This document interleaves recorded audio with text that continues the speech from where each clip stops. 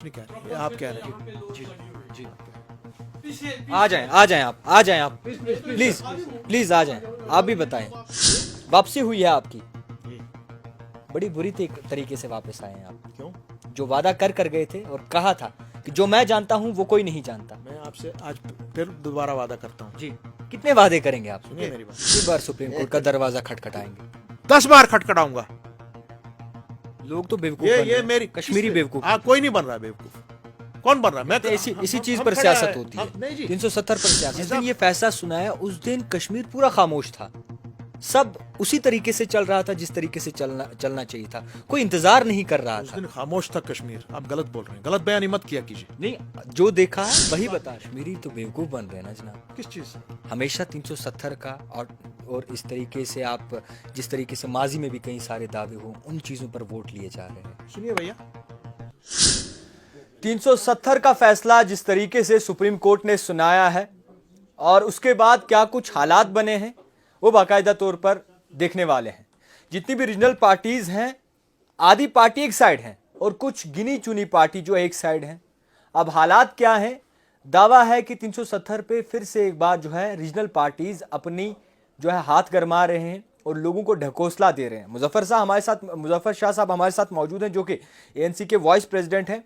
370 पर हमेशा बात करते हैं और सुप्रीम कोर्ट पे दरवाजे पे हमेशा जो है नजर भी आते हैं। बहुत शुक्रिया वक्त देने के लिए। वापसी हुई है आपकी, जी बड़ी बुरी तरीके से वापस आए हैं आप। क्यों? जो वादा कर गए थे और कहा था कि जो मैं जानता हूं वो कोई नहीं जानता। मैं आपसे आज फिर दोबारा वादा करता हूँ। जी, कितने वादे करेंगे आप? सुनिए मेरी बात। आपने अभी एक बात कही, जी, कुछ लोग ढकोसला कर रहे हैं। ढकोसलाबाज वो होते हैं जिनके पास ईमान नहीं है, जिनके पास जानकारी नहीं है, जो ना आईन जानते हैं ना कानून जानते हैं, जिनके पीछे सीबीआई पड़ी हुई है, जिनके पीछे ये एनआईए वाले पड़े हुए हैं, जिनकी फाइलें बनी हुई हैं मिनिस्ट्री ऑफ होम अफेयर्स में, वो लोग हैं जो ढकोसला करते हैं 370 पर और जम्मू कश्मीर के अभी तो लोग। खाली हाथ आए। सुनिए मेरी, बिल्कुल नहीं। एक सुप्रीम कोर्ट की एक जजमेंट आई है। उस जजमेंट पे यहाँ के हमारे हिंदुस्तान के जो सबसे माया नाज लोग हैं, कॉन्स्टिट्यूशनल एक्सपर्ट्स हैं, वो कह रहे हैं कि ये जजमेंट सही नहीं है। Supreme court? जी, वो कह रहे हैं ये जजमेंट सही नहीं है। तो माननीय सुप्रीम कोर्ट ही, माननीय हमारे कॉन्स्टिट्यूशन ही हमको ये इजाजत देता है कि अगर आपको लगता है कि हमारी किसी जजमेंट में कोई, आपको लगता है कि आपकी मंशा मुताबिक नहीं है, आपको हक है कि आप उस पर दोबारा सुप्रीम कोर्ट का दरवाजा खटखटाएंगे। सो वो ऑप्शन हम एक्सरसाइज कर रहे हैं और उस पर हमारा काम चल रहा है। वो ड्राफ्ट जब रेडी होगा, वो ड्राफ्ट हमारे 23 जो पिटिशनर हमारे हैं उनके लीडरशिप के सामने में रखा जाएगा, उनकी लीगल एक्सपर्ट्स के सामने रखा जाएगा। वो फिर फैसला लेंगे कि किस तरह से हम इसको दोबारा माननीय कोर्ट में रखेंगे। कितनी बार सुप्रीम कोर्ट का दरवाजा खटखटाएंगे? 10 बार खटखटाऊंगा। लोग तो बेवकूफ बन रहे ये हैं। मेरी कश्मीरी बेवकूफ। कोई नहीं बन रहा बेवकूफ। कौन बन रहा? मैं इसी चीज हम पर खड़े सियासत हैं। होती है। नहीं जी, 370 पर भाई सियासत साहब, होती है। अभी तो लोग अपना फैसला देंगे ना। लोगों को अपना फैसला देना है इलेक्शंस के थ्रू। लोग तो खामोश थे। मेरी बात सुने आप लोगों के बारे में पूछ रहे हैं ना, उनका काम है। आप वो फैसला देंगे कि क्या आया 5 अगस्त 2019 का फैसला सही था या गलत था। उनको ये भी फैसला देना है कि जो फैसला 11 दिसंबर 2023 को माननीय सुप्रीम कोर्ट ने दिया, क्या लोगों को वो मंजूर है या नहीं मंजूर है। मुजफ्फर साहब, आपसे ये बात, 2019 में आर्टिकल हटाया गया, 5 अगस्त 2019, और सबसे बड़ा फैसला सुप्रीम कोर्ट ने हाल ही में सुना है। जिस दिन ये फैसला सुनाया उस दिन कश्मीर पूरा खामोश था। सब उसी तरीके से चल रहा था जिस तरीके से चलना चाहिए था। कोई इंतजार नहीं कर रहा उस था। दिन खामोश था कश्मीर। आप गलत बोल रहे हैं, गलत बयानी मत किया कीजिए। नहीं, जो देखा है वही बात बता नहीं, रहे हैं। नहीं। आप बताएं क्या था? हर किसी के घर में ये देखा जा रहा था और हर किसी का दिल मलूल हुआ है उस दिन।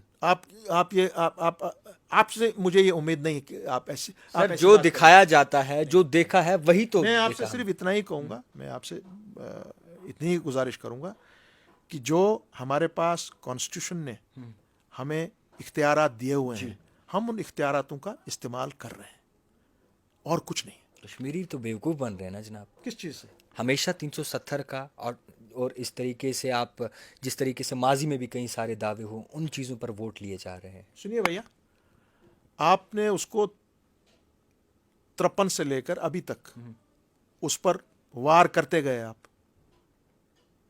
कश्मीरी वार करने वाले कौन जम्मू हैं? कश्मीर के लोग वो वार खाते भी गए, सहते भी गए और चलते भी गए आगे।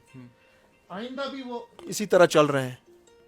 तो उनको मालूम है क्या हुआ है, तो लोग ही आपको जवाब देंगे ना।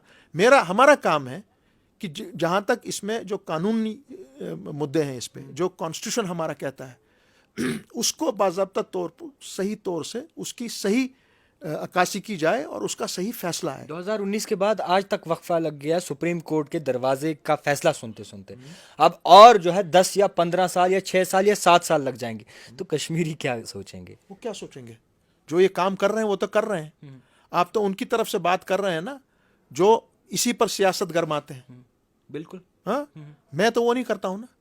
मैं अपना काम कर रहा हूं कि जो भाई मुझे आपने कानून के तहत, आइन के तहत जो मेरे से वादे किए थे, आप उन वादों से मुनहरफ हुए हैं। हुआ तो वही जो अपनी पार्टी कहती थी, जो डीपीएपी कहती थी कि जनाब इस तरीके से होगा, हम सिर्फ लोगों की नौकरियां बचा सकते हैं, जमीन के बचा सकते हैं। वो कुछ नहीं बचा सकते हैं। उनको कहने की बातें हैं। अगर उनको इतना ही शौक है तो वो हमारे साथ खड़ा क्यों नहीं होते हैं? रीजनल पार्टीज जो नहीं, लूट रही थी वो लूटेंगे भी। वो खड़ा क्यों नहीं हो रहे हैं हमारे साथ? क्यों नहीं खड़े हो रहे हैं? वो तो खुद यहाँ की सरकारें चला रहे थे। सच भी तो वही बोलते थे। कहाँ बोलते हैं? कहा था पहले दिन से कि ये 370 वापस आना नहीं है और ये कड़वा घूंट जो है सबको पीना है। सुनिए साहब, मैं आपसे फिर कह रहा हूँ, 370 का चैप्टर क्लोज नहीं हुआ है। एक और उम्मीद दे रहे हैं आप। आपके पास एक और उम्मीद दे रहे हैं आपके पास अभी बहुत से विकल्प हैं सामने।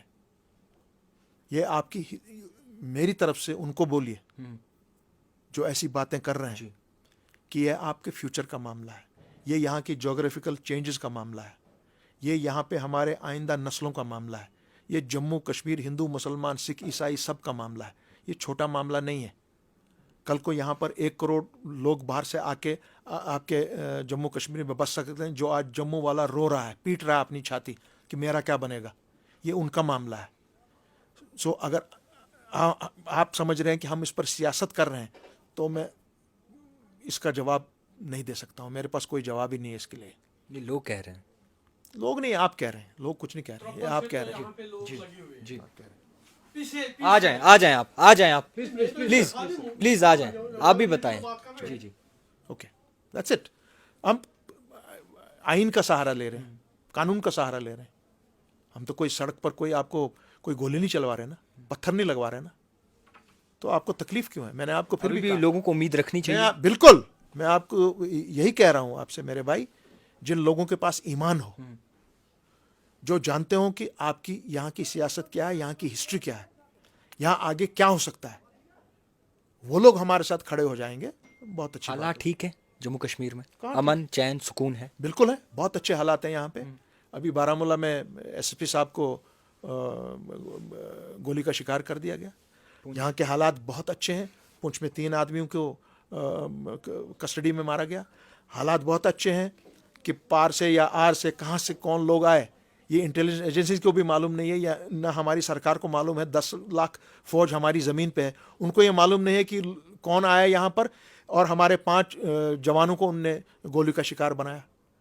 चाहे वो जवान गिरे, चाहे मेरा भाई गिरे, चाहे पुलिस वाला गिरे, आदमी का ही तो खून गिर रहा है ना। तो आपके हिसाब से तो हालात बहुत ही बेहतर हैं।